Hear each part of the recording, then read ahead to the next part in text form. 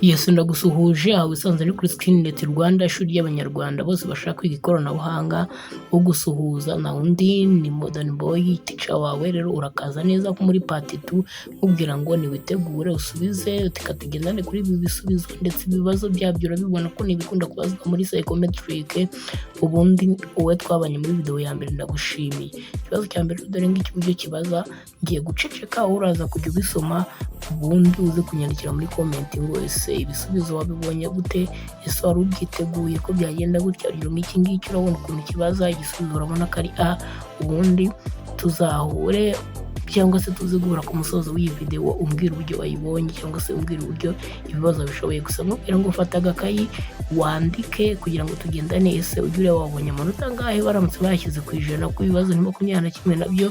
Ariko iyi ni part 2 ya video ya mbere twakoze. Niba utarayibonye, link ndaza kuyishyira muri description. Orosco ya rectangles true cyangwa false, harani true. Ubwo urumva rero nawe wahita ugera gute, wahita ubisubiza. Reka mbareke rero ne kugomeza kuvuga, ahubwo mujye musoma mufite attention ku bibazo, ubundi muhite mujya gute mu bisubizo, muzasanga ibibazo byose bigize gute bigiye bihura. Nufatanya video ya mbere ugafatanya n'iyi ngiyi n'izindi nzagukorera zose, bizahita bihura usange byose biguhaye iki, umurongo muzima. Nugera muri psychometric uhita uyuzuza cyangwa se uhita ubikora neza. Kandi abakunda reka video nyereke ikomeze, ubundi ndaza kongera kubavugisha ibibazo bigize gute birangiye.